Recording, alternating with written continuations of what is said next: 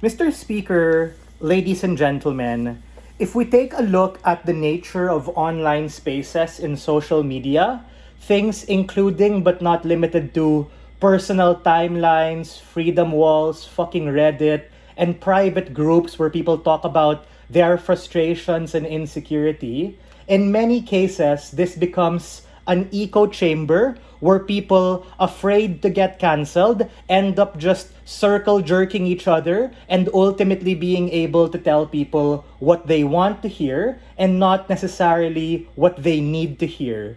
This creates a cesspool of toxicity and adversity within this metaverse and social media, and ultimately makes it more difficult and harder for people to be able to get the change or end outcome they want. That is why my point of information was quite important, because the simple question I have to side proposition is, what incentive do people have to care and listen to you if everyone's been bitching and talking about all of these insecurities and frustrations to the point that they get desensitized by it? And the second push is, what incentive do you have to do anything about these things at the point in which you're likely already to feel some sort of catharsis? I think freedom of expression and the ability of you to express your right to freedom of speech is cool, but it's not an absolute good in instances where it can ultimately be harmful. We think that ultimately the risk is that because of the rise, and specifically in social media, creates desensitization for very important, urgent, and proximate problems that people have, and ultimately make it harder for them to be able to get the change they want. Because at best, you have people who are pretending to be experts, bro science type shit, when people are social media warriors and social justice warriors propagating cancel culture and hostility to the point that, yeah, bro, I experienced it, I went through it. You doing the same thing will surely get you through your problem. This ultimately polarizes and radicalizes in experiences and creates a false sense of understanding from people who are not your friends, people who are not proximate to the situation, and people who are not mental health experts. This creates a perverse incentive structure that is harmful. This debate is specifically about the nuance to the rise in social media, which we think is important.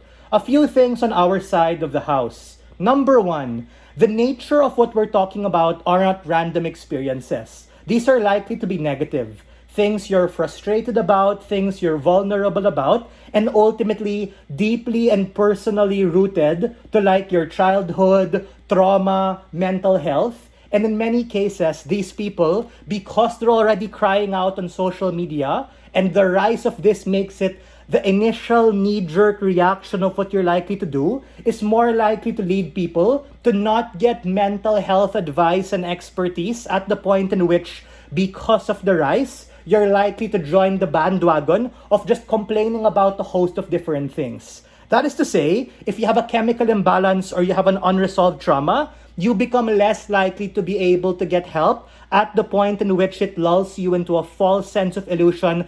I expressed myself. I told my friends. They commented.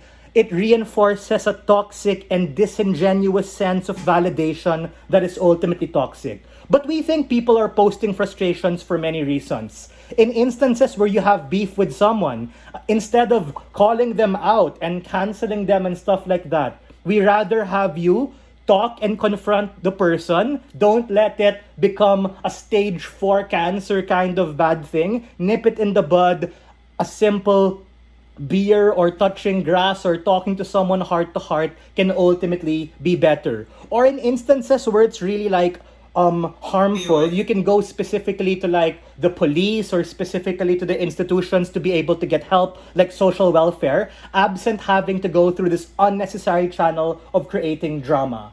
We think this ultimately is comparatively better on our side because without this rise, yeah, people can still talk, but they're likely to talk to people who are more proximate, their friends and family, as opposed to shouting into the void and hoping someone says something they agree with and makes them feel better. Before I move on, go for it. Yeah.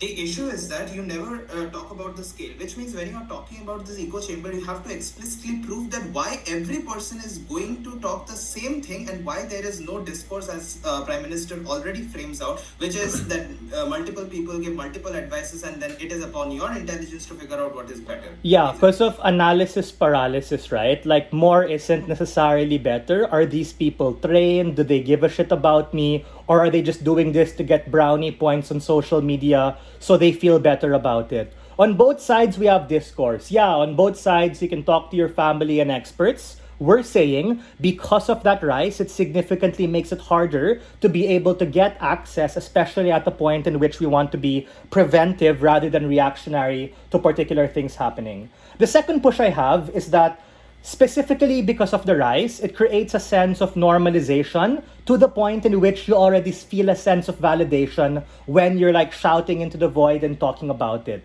And specifically, because we're talking about social media, the likelihood of how people to react is very important.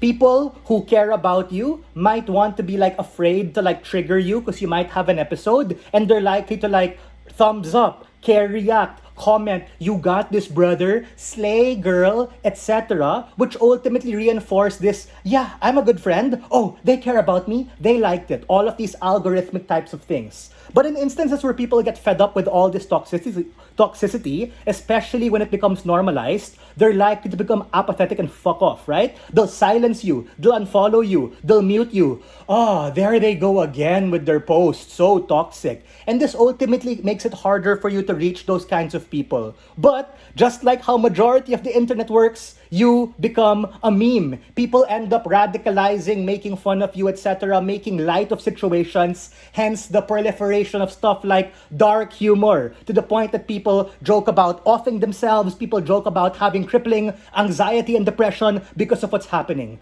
Ladies and gentlemen, ultimately, this debate is about those very vulnerable people with very problematic things can get help, and we think that the rise, especially expressing it on social media, makes it harder. Very proud to stand on side negative.